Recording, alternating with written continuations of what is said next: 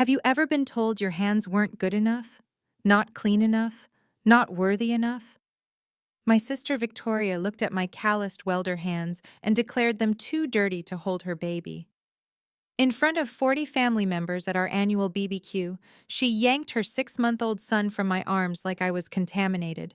Those same dirty hands had just signed a $2.5 million construction contract that morning, but she didn't know that yet. I'm Diana Hopkins, 32, and this is the story of how I learned that respect isn't negotiable, even with family. 4 weeks after that humiliation, Victoria called me sobbing. Her son needed emergency heart surgery, $180,000. Her surgeon husband had just lost his license, their accounts were frozen, and suddenly, my dirty blue-collar hands were her only hope. If you're watching this, please subscribe and let me know where you are watching from. Growing up, I was the one with grease under my nails while Victoria had manicures. She was 4 years older, always the golden child headed for law school. I was the disappointment who chose welding school over college. But here's what Victoria never understood. I loved what I did. Every beam I welded, every structure I helped create, filled me with pride. By 20, I was working on skyscrapers. By 25, I had my own crew. By 30, I owned Hopkins Welding and Construction with 15 full-time employees. Victoria, meanwhile, climbed the ladder at Morrison & Associates, one of the city's top law firms. She married Marcus, a neurosurgeon at Presbyterian Hospital. They bought a house in Westfield, drove matching Mercedes, and looked down on anyone who worked with their hands. The irony? When Victoria was in law school, drowning in student loans, guess who lent her $10,000 for bar exam prep and living expenses? These dirty hands signed that check without hesitation. She paid me back, eventually, but never mentioned it again. Like it never happened. I still showed up to family events, despite the subtle digs. Diana's still playing with metal, Victoria would say, like I was a child with toys. Someone has to do the manual labor, Marcus would add, examining his manicured surgeon hands. Mom always tried to keep the peace. Your sister works hard too, she'd say weakly, but never directly challenged Victoria's attitude. Dad passed 5 years ago. He would have shut this down immediately. He was a mechanic, understood the value of honest work. The morning of the BBQ, I should have been celebrating. But I knew what was coming. Another family gathering where my success meant nothing because it came with calluses instead of a corner office. That morning, my dirty hands signed the biggest deal of my career. I sat across from Frank Turner, CEO of Turner Construction, in his downtown office. Uncle Frank, not blood-related, but he'd been Dad's best friend for 30 years. He'd watched me grow from a kid fascinated by his construction sites to a business owner competing for his contracts. Diana, this is exceptional work, he said, reviewing my bid for the Riverside Commerce Center. Your proposal beat out 3 national companies. The contract was worth $2.5 million. My company would be the primary steel contractor for a 40-story mixed-use development. It would keep my team busy for 18 months and establish us as major players in commercial construction. Your dad would be so proud, Frank said as I signed. You've built something real here. I left his office with a copy of the contract in my briefcase and headed to the bank to deposit Turner's initial payment, $500,000 that would cover materials and expanded crew. My account balance jumped to numbers Victoria would never imagine a manual laborer could achieve. Before heading to Mom's, I stopped at the credit union to get a $5,000 savings bond for my nephew. Despite everything, he was family. I'd been setting aside money for him since Victoria announced her pregnancy. This would be my first time meeting him. They'd been too busy for 6 months. Mom texted while I was driving. Running late? Victoria's already here with the baby. I texted back, work ran over, be there soon.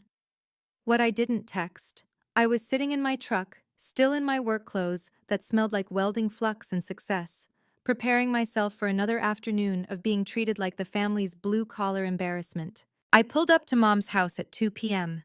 The driveway was full. Uncle Frank's Silverado, various cousins' cars, and Victoria's white Mercedes parked prominently by the front door. I parked on the street and walked up the driveway, steel-toed boots clicking on concrete. The smell of barbecue mixed with the metallic scent still clinging to my clothes. Through the gate, I could hear laughter and conversation. 40-plus relatives, our annual gathering. I pushed through, gift bag in hand. "Diana's here!" Cousin Beth called out. A few waves, some genuine smiles. Then the whispers started. "She came straight from work?" Aunt Linda muttered. "Still smells like that shop," someone else said. Victoria stood by the pool, holding court in a white sundress that probably cost more than my employees' weekly wages. Marcus beside her in pressed khakis and a polo, their baby in a designer carrier. "Diana!" Mom rushed over, pulling me into a hug. "I'm so glad you made it. Come see your nephew." She dragged me toward Victoria, who looked me up and down with barely concealed disgust. My jeans had welding burns. My boots were scuffed. My Hopkins welding and construction shirt was clean but clearly workwear. "Some of us work with our minds, Diana," Marcus said, not quite under his breath. "Others, well, someone has to do the dirty work." Victoria laughed, that tinkling fake sound she'd perfected in law school. "Marcus, be nice. Diana's doing her best with what she has." Mom jumped in, desperate to smooth things over. "Diana's business is doing well. Tell them about your new project, honey." "It's fine, Mom," I said. I'd learned not to share my successes here. They'd just find ways to diminish them. That's when I saw him for the first time. 6 months old, chubby cheeks, and Marcus's dark eyes but Victoria's smile. My nephew, James. Despite everything, my heart melted. "Can I hold him?" I asked Victoria. She hesitated, looking at my clothes, my hands. "You're kind of dirty." "I washed my hands inside," I said. "Please? I'm his aunt." Mom intervened. "Oh, let her hold the baby, Victoria." With obvious reluctance, Victoria lifted James from his carrier. "Be careful. This outfit is Burberry." I took my nephew gently and something magical happened. He looked up at me and burst into the biggest, gummiest smile. His tiny hand grabbed my finger, not caring about the calluses. He cooed and laughed as I made faces at him. "Oh my goodness, he loves you," Cousin Sarah exclaimed. "Look at that smile." "Diana's always been good with babies," Aunt Patricia added. "Remember when she helped with all the younger cousins?" I bounced James gently, and he giggled, a beautiful sound that drew more relatives over. "He has his father's eyes," I said, "but your smile, Victoria." For a moment, surrounded by cooing relatives, I forgot about the tension.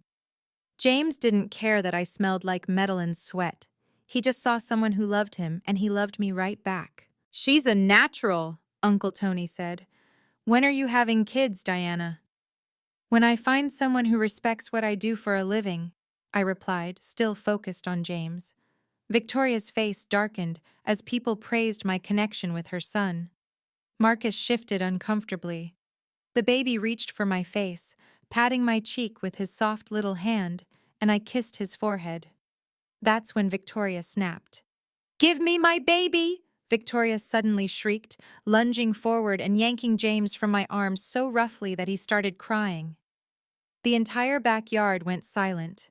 40 relatives frozen, drinks halfway to lips, conversations dead mid-sentence. "Your blue-collar hands are too dirty!" she screamed, holding James away from me like I was diseased. "Look what you've done to his outfit. You smell like a construction site. You're contaminating my baby." I looked down at James's Burberry outfit. It was perfectly clean, not a single mark on it. "Victoria," Mom said weakly. "Diana didn't—" "No, Mom, I'm tired of pretending this is okay." Victoria's voice carried across the yard. "She shows up here reeking of metal and sweat, thinking she can put her filthy hands all over my child. Those hands are covered in grease and God knows what else." I stood there, arms still shaped like they were holding a baby, staring at my sister. My hands weren't dirty. They were clean, just calloused. Working hands. You need to wash up if you want to even look at him, Victoria continued, her lawyer voice projecting clearly. Better yet, just stay away. I don't want him thinking this is normal.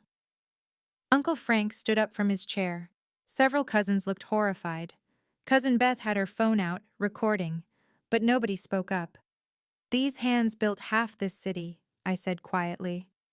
Those hands, Victoria spat, are an embarrassment. You're 32 years old, Diana, crawling around construction sites like some kind of… Like Dad? I interrupted. Like our father who worked with his hands his whole life? Victoria's face went red. That was different. How? She didn't answer, just clutched James tighter while he wailed. Marcus stepped forward, putting his arm around Victoria. She's right, Diana. You need to know your place. Watch from a distance if you want, but don't touch. Know my place? I repeated. You chose to be a welder, Marcus said, his surgeon's arrogance on full display. That's fine, someone has to do it, but don't pretend you're on our level.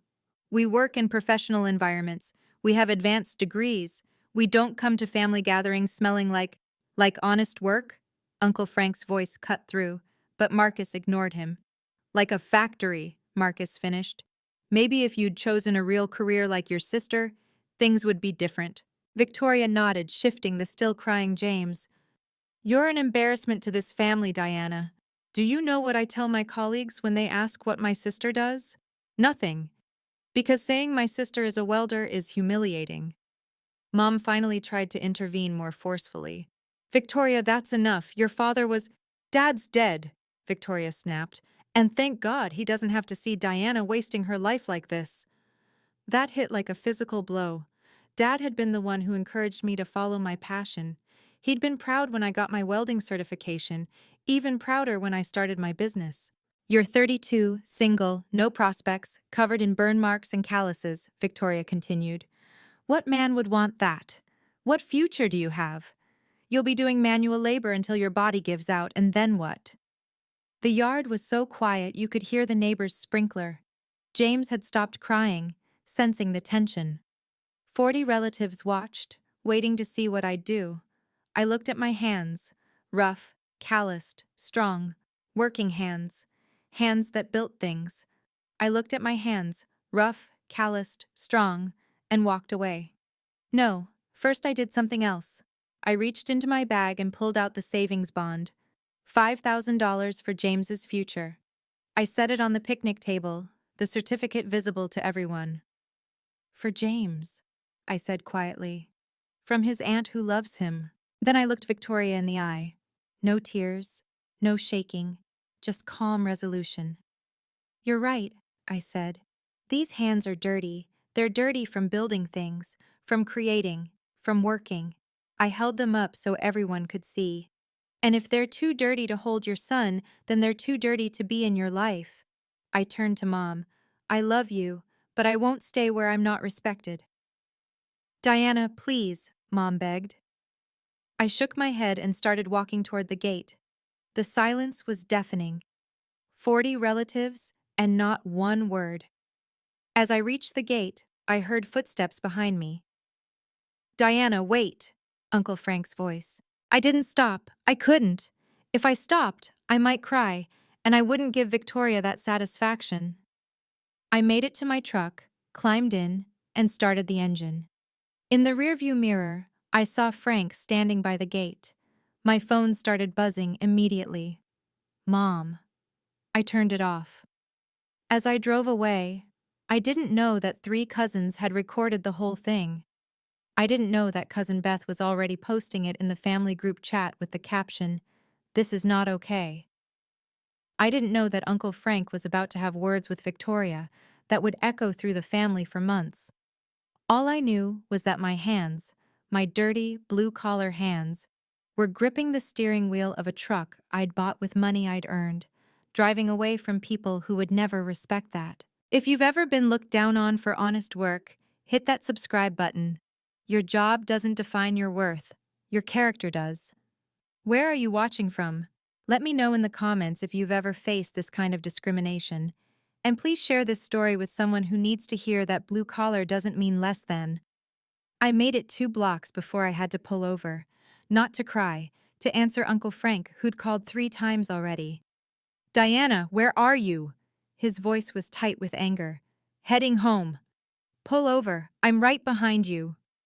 I saw his Silverado in my mirror and pulled into a strip mall parking lot. Frank parked beside me and climbed into my passenger seat. His face was red, jaw clenched. Your hands built 3 of my best projects, he said without preamble. Her hands just shuffle paper. Frank, no, you listen. I just told your sister exactly what I think of her attitude. Your mother's in tears. Half the family is disgusted. The other half is too shocked to speak. He pulled out his phone, showed me texts already flooding in from cousins. Support. Anger at Victoria. Apologies for not speaking up. You know what kills me? Frank continued. She has no idea who you really are, what you've accomplished. He paused. The Riverside Project. That's public information now, right? I nodded. Good, because I made sure to mention it, loudly. Her face when she heard the number? He actually smiled. Priceless. It doesn't matter, I said. It does matter. Your father was my best friend. He'd be furious at how Victoria treated you. And proud, so damn proud of what you've built. Frank's voice softened. Diana, you're one of my best contractors. You've earned everything you have. Don't let her make you feel otherwise. My phone, still off, sat between us. She's going to realize what she's lost, Frank said. Maybe not today, maybe not tomorrow, but soon. And when she does, when she needs you, remember this moment. My dirty hands were building the city's newest landmark. I threw myself into the Riverside Commerce Center project with everything I had. Monday morning, I called a team meeting at our shop. 15 employees gathered around as I spread out the plans. We just landed the biggest contract in company history, I announced. $2.5 million, Riverside Commerce Center. 40 stories of steel and glass, and we're doing all the structural welding. The cheers were deafening. These people, welders, fabricators, ironworkers, they understood what this meant. We were moving into the big leagues. I'm hiring 10 more welders, I continued. If you know anyone good, send them my way. We start next month. The local news picked up the story. Woman-owned construction company wins major downtown contract. They interviewed me at the job site, my hard hat on, blueprints in my dirty hands. The reporter asked about challenges facing women in construction. The biggest challenge? I said, looking directly at the camera. People assuming that working with your hands makes you less than. That blue collar means inferior. We build this city. Every office those lawyers and doctors work in, we built that. The interview went viral in construction circles. I got calls from other contractors, congratulations from competitors, and 3 new bid invitations. Mom called 18 times that week. I didn't answer. She left voicemails. Victoria was hurt by my overreaction. The family was divided. I needed to be the bigger person. I was too busy being successful to care. My accountant called with projections. With the Riverside project and anticipated follow-up contracts, Hopkins Welding and Construction would clear $3 million in revenue this year. Those dirty hands were doing just fine. Mom showed up at my office uninvited on a Thursday morning.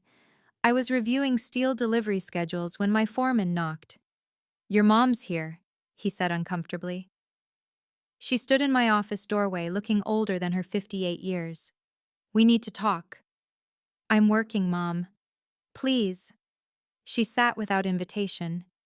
Victoria was wrong, I know that. Everyone knows that. But she's still family. Family doesn't treat family like something scraped off their shoe, I replied, not looking up from my schedules. She's been telling people you overreacted, that you stormed off over nothing. Now I looked up. Nothing? She said my hands were too dirty to touch her son, in front of everyone. I know, honey, I was there. Mom twisted her purse strap. But can't you forgive her? For James? He needs his aunt. He needs an aunt his mother respects. That's not me. Diana, please, be the bigger person. I stood up, walked to my window overlooking the shop floor. Below, my team worked on steel beams, sparks flying from welding torches. Being the bigger person always means accepting disrespect. I'm done with that. She's your sister. Respect isn't negotiable, Mom. Not even for family. Mom's face crumpled. Your father wouldn't want this rift. Dad would have been appalled by what Victoria said. You know that? She did know. That's why she didn't argue further. As she left, she turned back. She's been stressed. Marcus is having problems at work. Something about a patient complaint. Not my problem. Diana. Mom, I love you. But I won't discuss Victoria anymore. If you can't respect that boundary, then we'll need to limit contact too. She left without another word. Karma doesn't knock. It demolishes. The text came from Cousin Beth 2 weeks later. You need to see this. She'd sent a news link. Prominent surgeon under investigation for malpractice. Dr. Marcus Smith's photo stared back at me.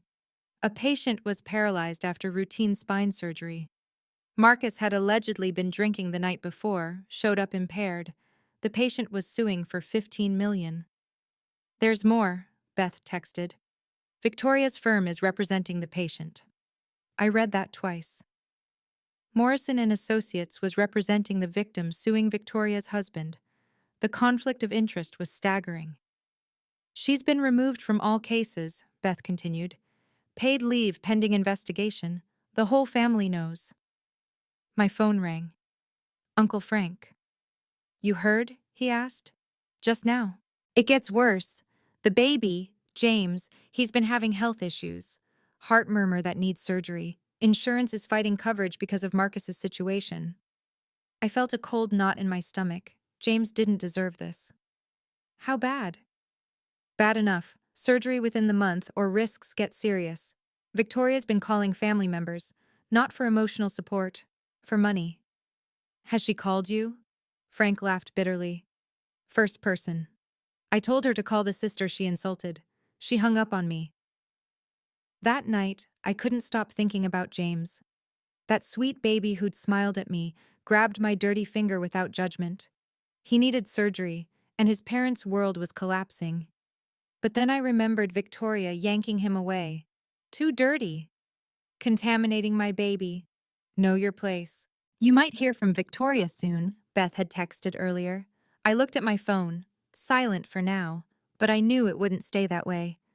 Desperation makes people swallow their pride. The question was, how desperate would Victoria have to get before she called the sister with the dirty hands? The hands that held scalpels now held termination papers. The news broke on a Tuesday. Presbyterian Hospital suspends Dr. Marcus Smith's medical license. The investigation revealed multiple incidents of impairment. The paralyzed patient was just the latest victim. 3 others came forward. Marcus hadn't just been drinking. Pills were involved. Prescription abuse.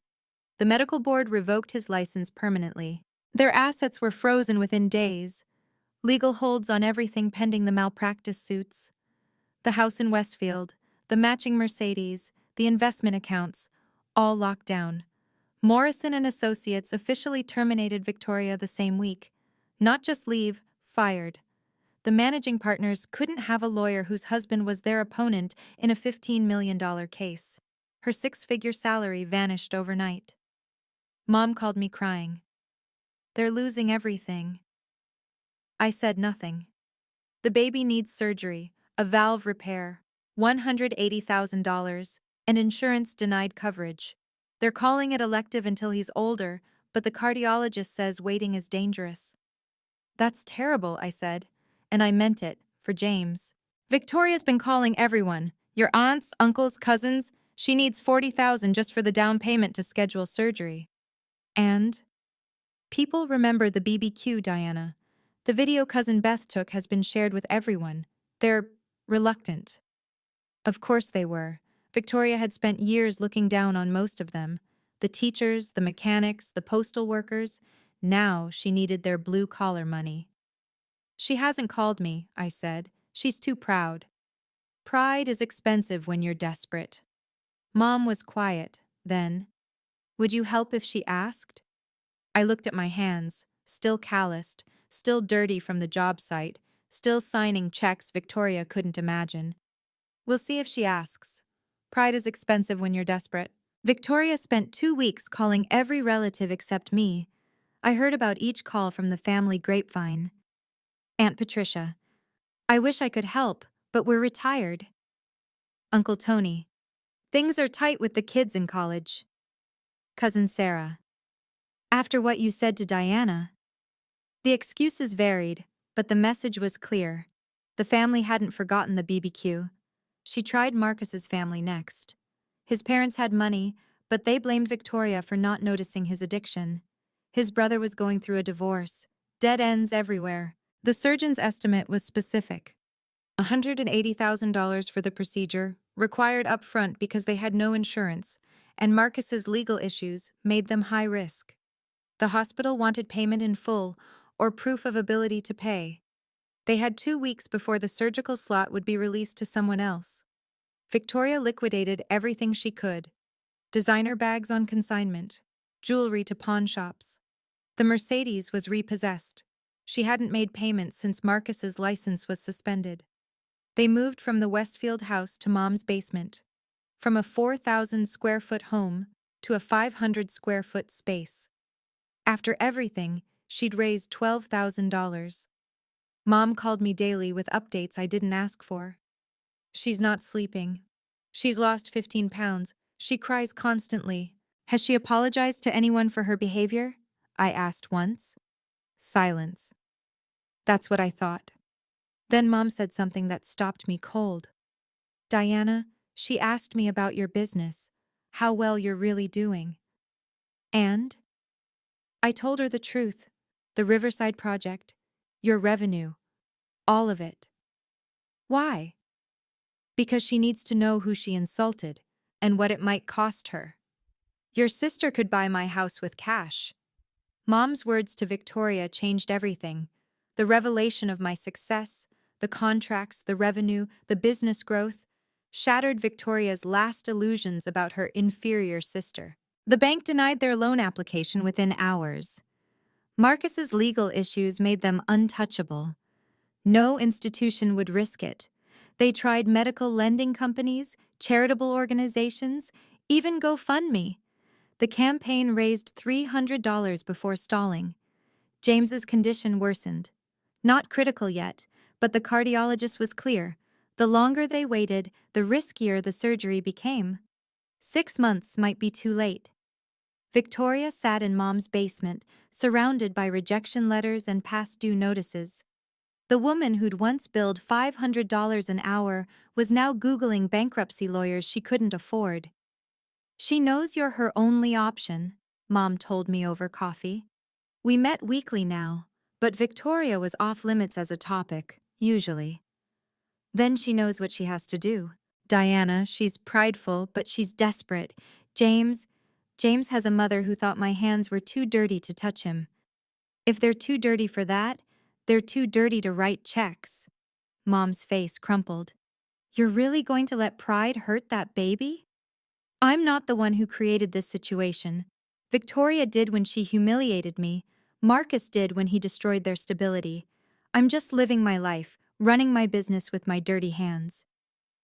That night, Mom texted. I told her everything, your success, your wealth, your ability to save James without even feeling it financially. I texted back, okay. 3 dots appeared and disappeared on my screen 5 times. Mom was typing and deleting. Finally, she's going to call you. Going to, the same voice that called me dirty now, begged for my dirty money. My phone rang at 11 p.m. Victoria's name on the screen for the first time in 2 months. I let it ring 3 times before answering. Diana? Her voice was broken, barely recognizable. Victoria. Silence. Then sobbing. Ugly, desperate sobs that probably hurt her lawyer pride more than anything. James needs. She couldn't finish. I waited. He needs surgery, his heart. I can't. More sobbing. Everything's gone. Marcus is gone. Rehab. The house. The money. Everything. And James, my baby needs help. I heard. Mom said, she told me about your business. The contracts. Diana, I know what I said. I know how I treated you, but he's just a baby. He didn't do anything wrong. She was right. James was innocent. Please, she continued. I'm begging you. I will do anything. I'll pay you back. I'll work for you. I'll clean your office, anything. Just please help my son. The surgery is 180,000? Yes. Hope crept into her voice. The down payment is 40,000 to schedule, then the rest before the procedure. You called me last. Silence. After everyone else said no, you called the sister with the dirty hands. Diana, the hands too contaminated to touch your son. I was wrong. The words exploded out.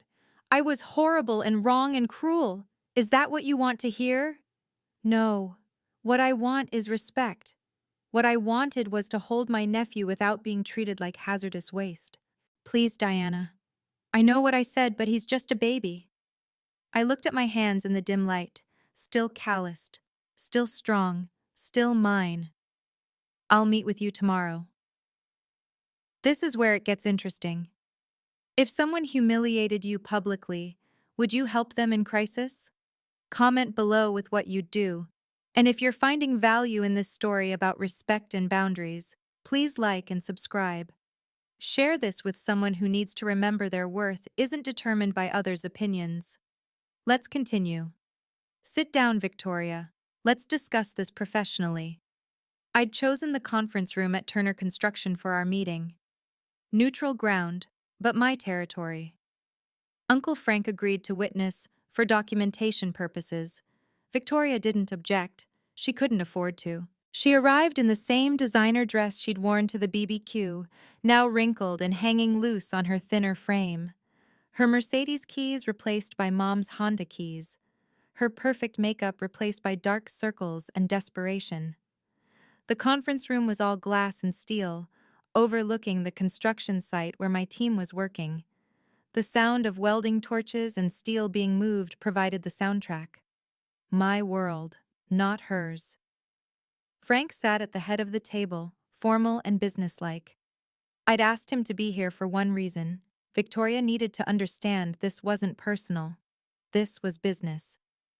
Thank you for meeting with me, Victoria started, her lawyer training trying to kick in despite everything.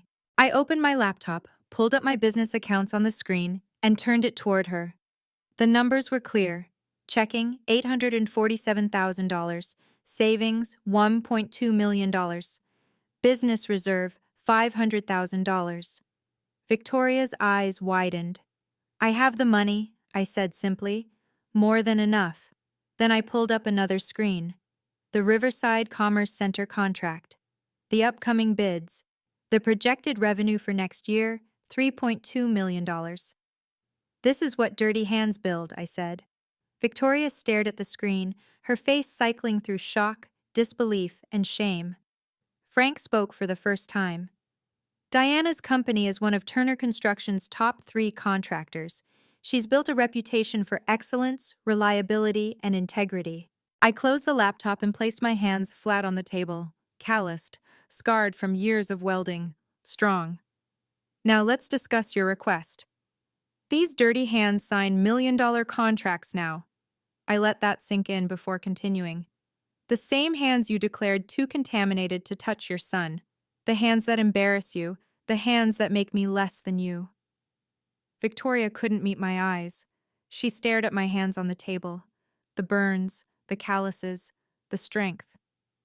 I need to be clear about something, I said, pulling out my phone. I recorded our conversation from the BBQ. I hit play. Victoria's voice filled the room.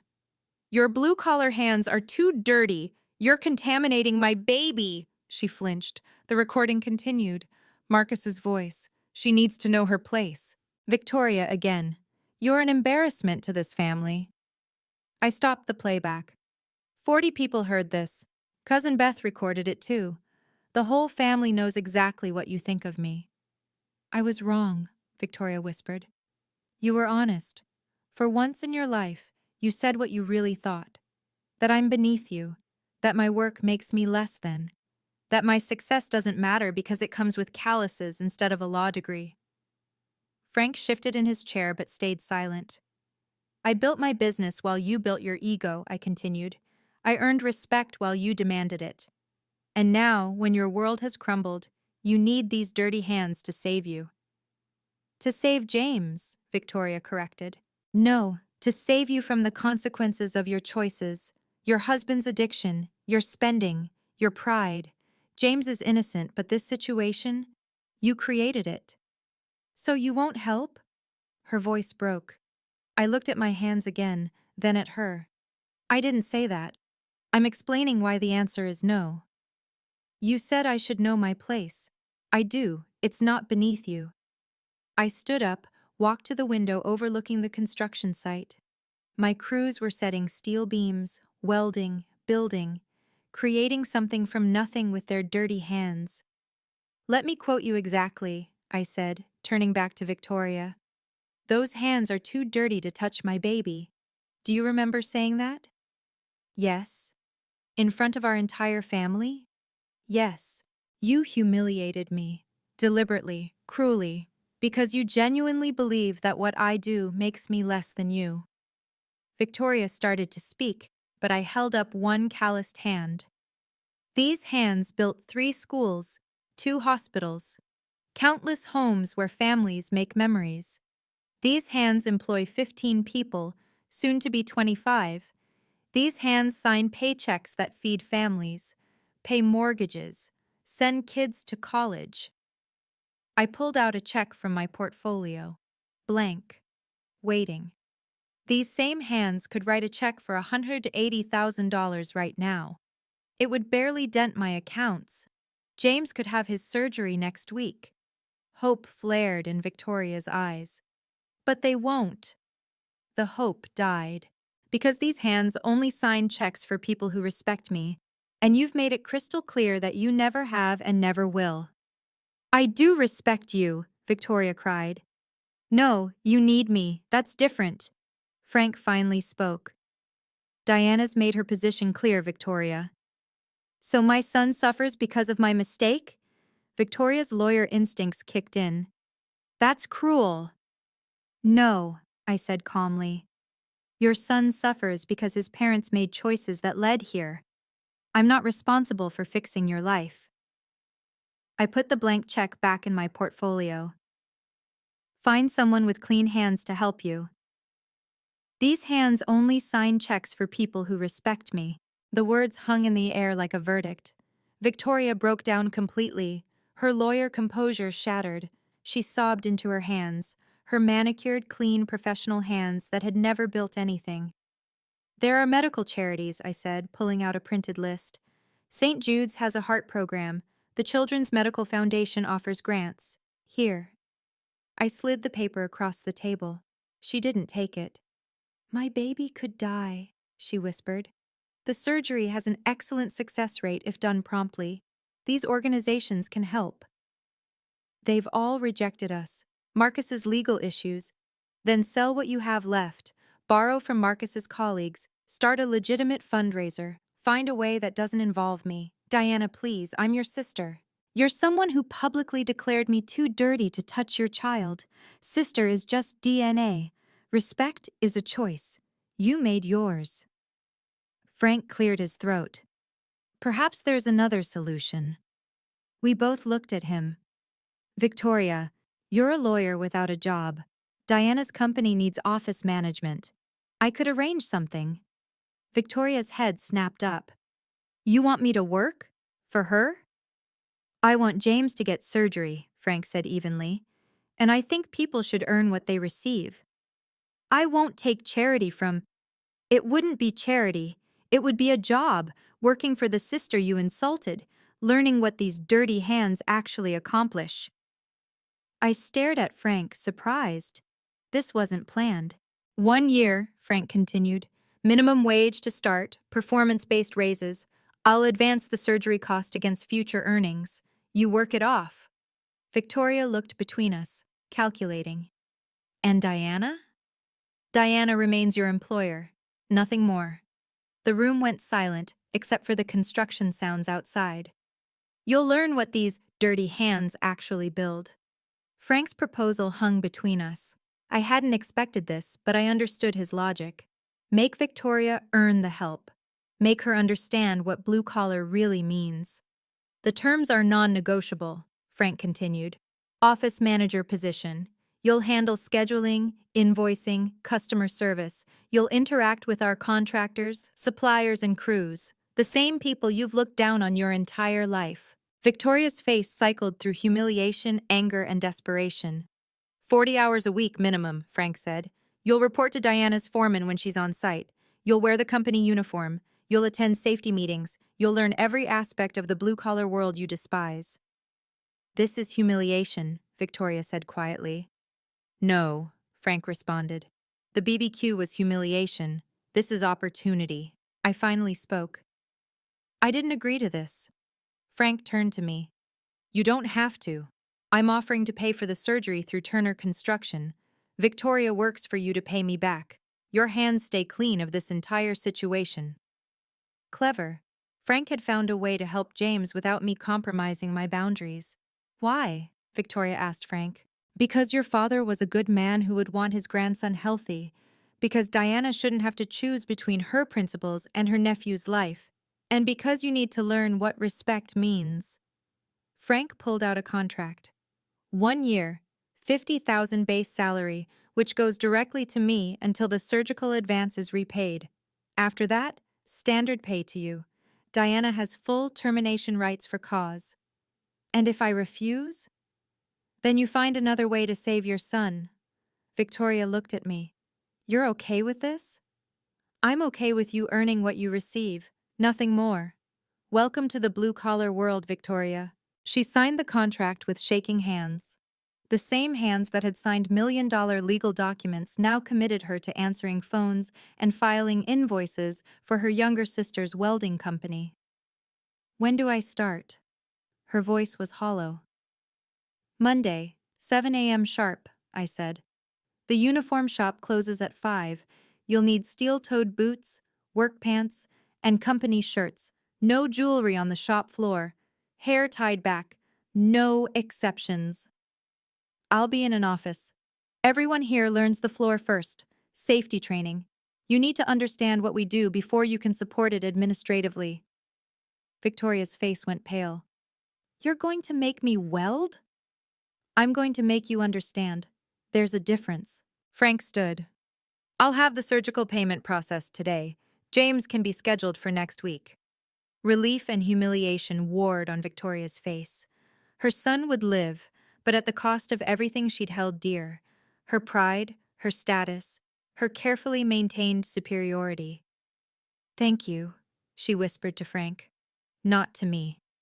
Don't thank me yet, Frank said. This isn't charity. You'll earn every penny. Diana runs a tight ship, and I expect you to meet her standards. If you're terminated for cause, the remaining debt becomes immediately due.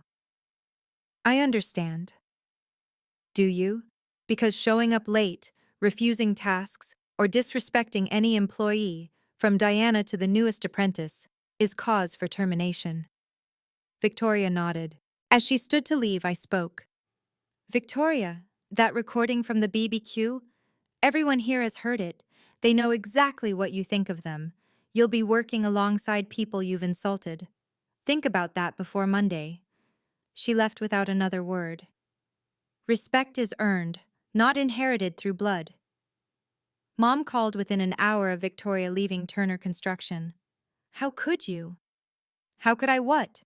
Refuse to give money to someone who publicly humiliated me, or agree to let her work for it? Making your sister your employee is cruel. Frank made that deal, not me. And it's more than she offered me. Remember when she said I should know my place and watch from a distance? She's desperate. She's facing consequences. There's a difference. The family group chat exploded. Half thought I was heartless. The other half thought Victoria got what she deserved. Cousin Beth posted, Diana offered her a job. That's more than Victoria would have done. Uncle Tony chimed in. The girl who said blue-collar work was beneath her is about to learn different. Aunt Patricia. But making her work manual labor? I responded once. She'll be doing office work. After safety training that every employee completes. The same training I did. If it's too dirty for her, she can find another way. The blue-collar side of the family reached out privately. Cousin Mike, an electrician. About time someone taught her respect. Cousin Linda, a nurse. She looked down on me for community college. This is karma. Even some white-collar relatives supported me. Uncle Robert, an accountant. Your dad would be proud. You're teaching her what he taught you. All work has dignity. But Mom was furious. Your father wouldn't want this. Dad would want his granddaughter to learn that respect matters more than degrees. She's humiliated. She humiliated herself when she declared me too dirty for her son. I'm just requiring respect. That's all. The call ended with Mom crying and me standing firm. Integrity is the best business card. Word spread beyond family. The construction community is smaller than people think. By Thursday, every contractor in the city knew that the lawyer who'd insulted blue-collar workers was now working for her welder sister. My phone rang constantly. Competitors, colleagues, clients, everyone had an opinion. Heard you hired your sister, said Tom Martinez from Apex Steel. The one from that video? It's a business arrangement. Best karma I've seen in 20 years. My crew wants to buy you drinks. 3 new clients called that week. Anyone who stands up for working people gets my business, one said. Another. My daughter's in trade school. Stories like yours matter. But the real shift came from my employees. My foreman, Jake, pulled me aside. The crew respects you more now. You could have caved to family pressure. You didn't. I just maintained boundaries. You showed that disrespecting us has consequences, even from family. Friday afternoon, a reporter from the Tribune called. Ms. Hopkins, we're doing a story on women in construction. We heard about your recent contract and unique family situation. No comment on family matters. What about the bigger picture? Respect for blue-collar work? I thought carefully. Every building in this city exists because someone worked with their hands. The hospitals where doctors work, the courthouses where lawyers argue, the schools where teachers educate. We built all of it. Our hands might be dirty, but they're essential. The article ran Sunday. The headline, Local Welders' Success Challenges White-Collar Prejudice. They didn't name Victoria, but anyone who knew us knew. Monday morning approached. Victoria's first day. My employees were professional but cold. They'd all seen the video. They knew what she thought of them. This would be interesting. She learned to respect the uniform she once mocked. Victoria arrived at 6:45 a.m. Monday, 15 minutes early. She wore the required work pants and steel-toed boots, though they looked fresh from the box. The Hopkins welding and construction shirt hung loose on her thinner frame. Jake, my foreman, handled her orientation. I stayed in my office but watched through the window as he walked her through the shop floor. She flinched at the noise, the sparks, the smell of hot metal. The world she'd called dirty and beneath her. Everyone starts with safety training, Jake told her, loud enough for me to hear. Even office staff. You need to understand what we do to support it properly. The crew watched her carefully, professional but distant. These were the people she'd insulted by proxy when she'd humiliated me. They'd give her no more or less than required. By noon, Victoria had completed basic safety training. Her manicured nails were chipped.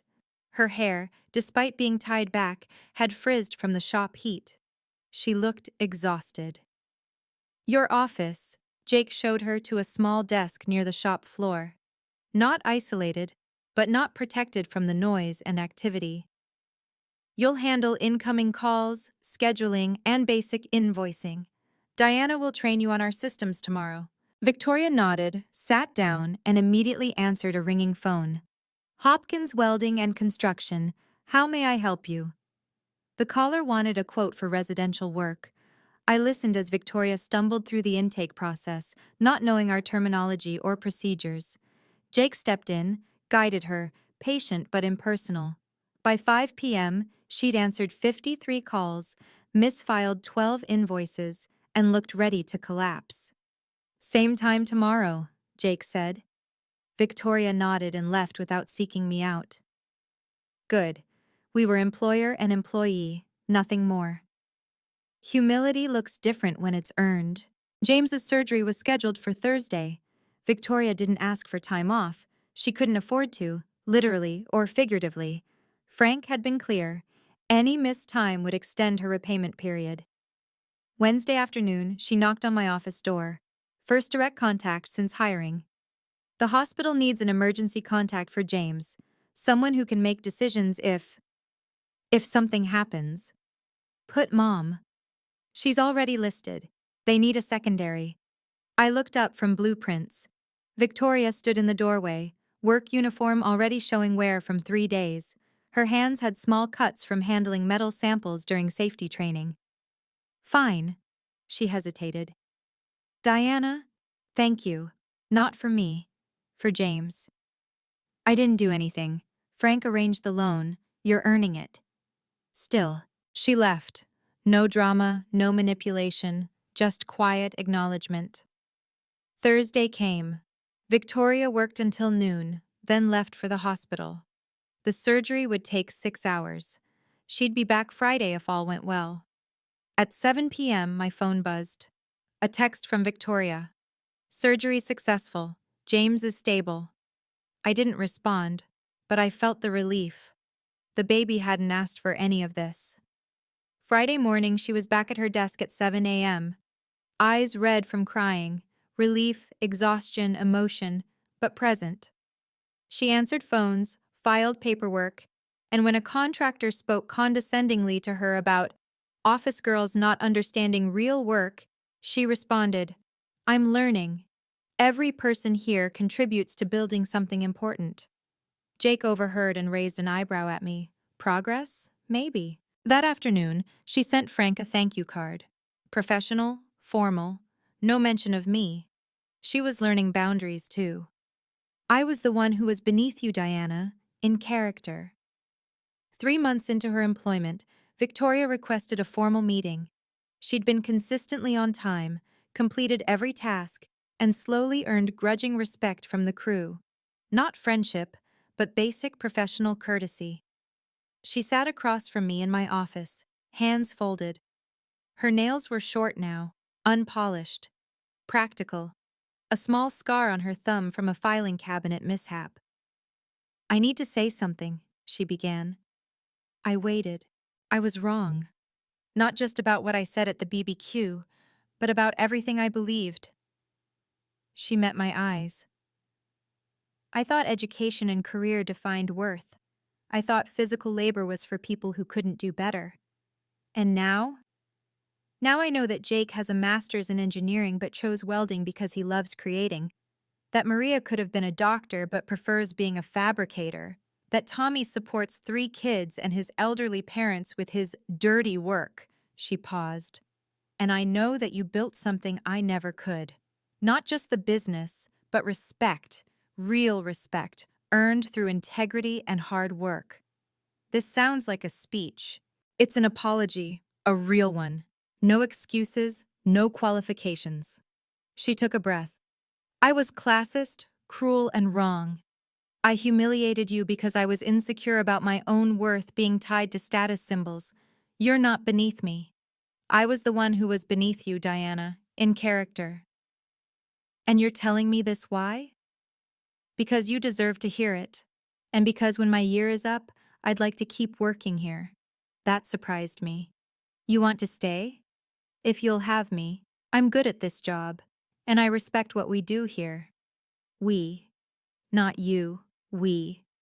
Trust is rebuilt one day at a time, with consistent respect. I leaned back, studying Victoria.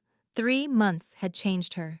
Not just physically, though the designer clothes were gone, replaced by practical work attire, but in how she carried herself. Less arrogance, more awareness. "Your apology is noted," I said, but apologies don't erase actions. I know. The family still talks about the BBQ. The crew here still remembers the video. That damage doesn't disappear because you've had a change of heart. I'm not asking for it to disappear. I'm asking for the chance to prove I've changed. You have 9 more months to prove that. And after? I pulled up her performance reviews. Jake says you're competent, efficient, professional. The crew tolerates you. That's fair. If you stay after your obligation, it's as an employee, not my sister, not family. An employee who earns her place every day. I understand. Do you? Because there's no fast track to forgiveness here. Trust is rebuilt one day at a time, with consistent respect. You publicly humiliated me. That's not something we move past quickly. Victoria nodded. I wouldn't expect to. Personal relationship is off the table indefinitely. Professional only. Agreed. And if you ever, disrespect any blue-collar worker again, you're terminated immediately. No second chances. I won't. I stood, signaling the meeting's end. Then we'll evaluate after your year. For now, focus on your work and your son. As she reached the door, I added, Victoria, your son is healthy. Focus on being grateful for that. Everything else is secondary. I am grateful, more than you know. And Diana? These hands, she held up her now calloused fingers. They're finally building something worthwhile. She now introduces herself as working in construction with pride. 6 months into Victoria's employment, I overheard something remarkable. She was at a coffee shop near our office talking to someone from her old law firm. Victoria, is that you? The woman's voice dripped surprise. I heard you were working somewhere else? I work in construction now, Victoria replied evenly. Hopkins Welding and Construction. We're doing the Riverside Commerce Center. You're doing legal work for them? I'm operations manager. I handle contracts, scheduling, client relations. But construction? Really? Really. It's honest work, important work. We build things that matter. I stayed back, listening. Surely with your credentials you could find something more suitable? This suits me fine. Excuse me, I need to get back. We have a steel delivery coming in. She left the woman speechless. Back at the office, Victoria had transformed her role. She'd streamlined our invoicing, improved customer communication, and even brought in 2 new clients from her network, people who needed construction work and trusted her recommendation. James visited monthly for lunch. At 18 months, he toddled around the office, fascinated by the blueprints and hard hats. The crew had warmed to him, if not fully to Victoria. Jake even made him a tiny toy welder's helmet. Marcus had completed rehab and found work as a medical consultant, not practicing, but using his knowledge for insurance reviews. They'd divorced quietly. Victoria had primary custody and seemed at peace with it. Your sister's actually good at this, Jake told me one afternoon. Never thought I'd say it, but she gets it now. Gets what? That what we do matters. She defended Tommy yesterday when a client called him just a welder, told them Tommy was an artist who worked in steel. Respect was now the foundation of our relationship. The family reunion invitation arrived in September. Mom had called ahead, tentative. Will you come if Victoria's there? We work together, Mom. I see her every day. That's not what I mean. I know what you mean. Yes, I'll come. But the same rules apply. Respect, or I leave. The BBQ was scheduled for the same date as the previous year's disaster. Same location, same time. I wondered if Mom saw the irony. Victoria and I hadn't discussed it at work. We maintained strict professional boundaries, but Thursday before the event, she knocked on my office door. About Sunday, she started. What about it? I wanted you to know I'll be there, with James, but I understand if you'd prefer I wasn't. It's Mom's house, not my call. Diana. She paused, choosing words carefully. I plan to apologize, publicly, to you and everyone else. That's not necessary. It is. I humiliated you publicly, The apology should be equally public. I don't need grand gestures, Victoria. It's not a gesture, it's accountability. She straightened. I've learned that respect isn't just personal, it's communal. I damaged both. Both need repair. And if I prefer you didn't? Then I won't. Your comfort matters more than my need to make amends. That was new. Victoria prioritizing someone else's comfort over her own agenda. Do what you think is right, I said. Sunday arrived. I wore jeans and a Hopkins welding and construction shirt. Not defiance, pride. This was who I was. Victoria wore similar casual clothes. No designer labels, just comfortable, practical clothing. She looked like a different person from a year ago. These hands, both of ours, are building something better.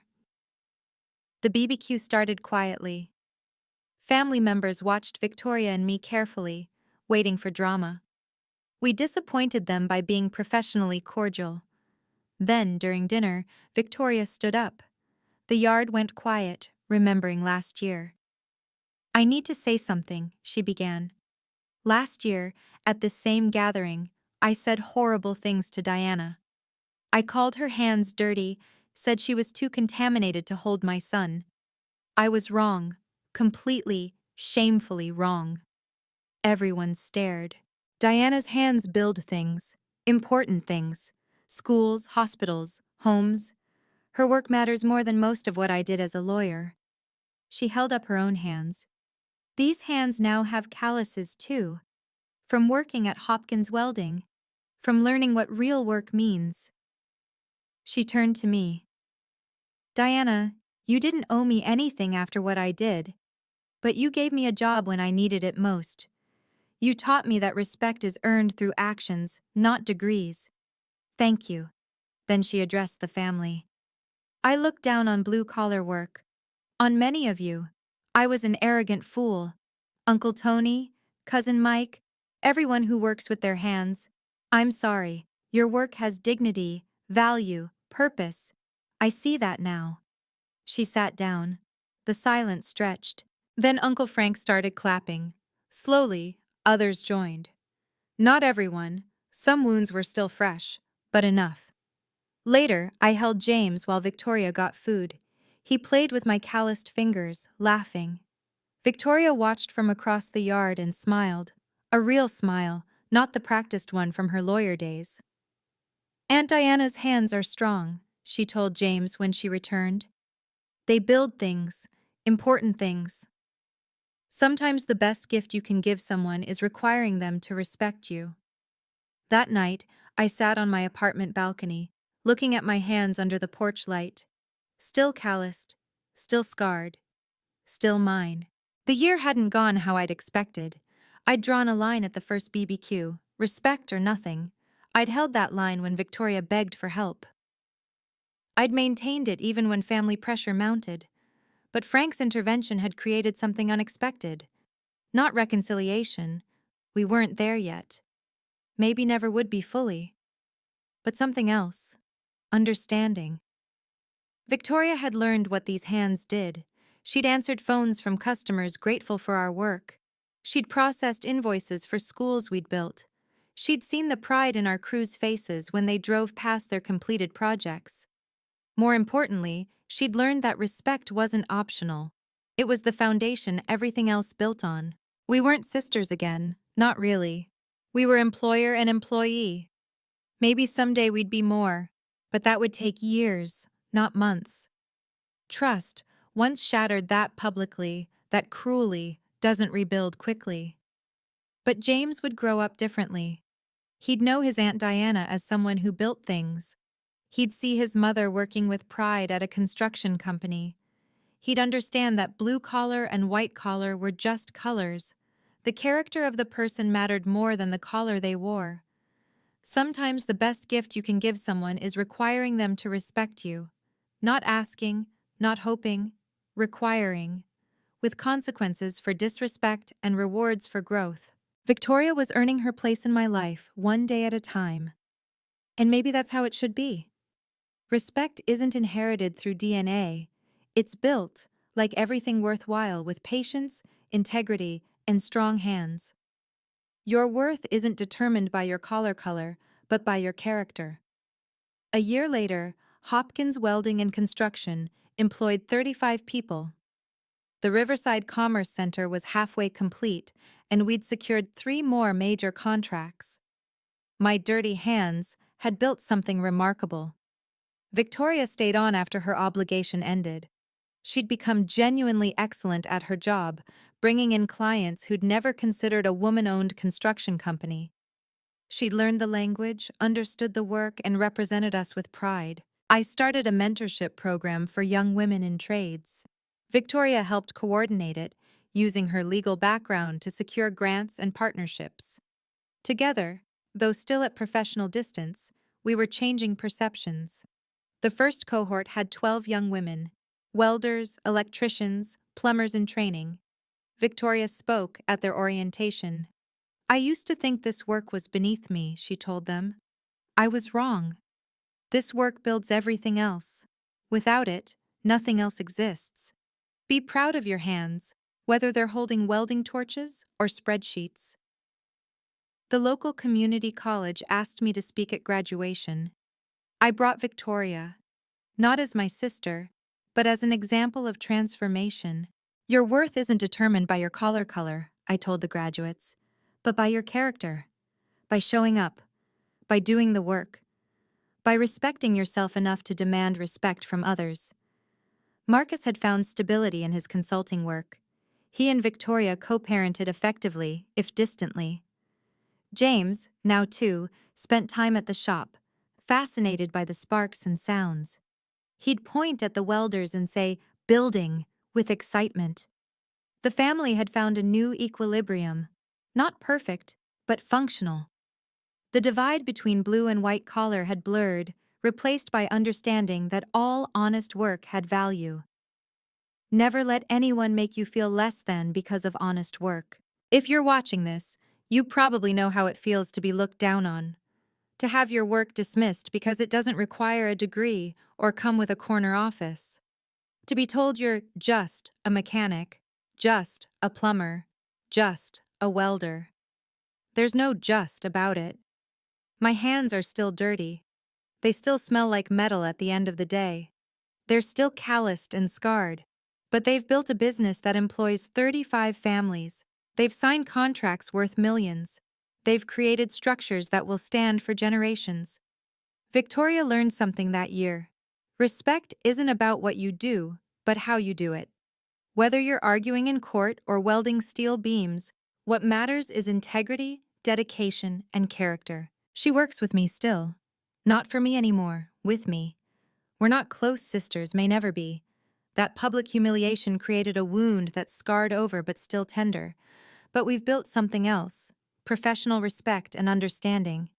The hardest thing I ever did was refuse to help when she begged, but it was also the most important. Because by requiring respect, by maintaining that boundary even when it hurt, I taught her, and myself, that our worth isn't negotiable. Your job doesn't make you less than anyone. The dirt under your nails, the calluses on your hands, the ache in your back from honest work, these are badges of honor, not shame.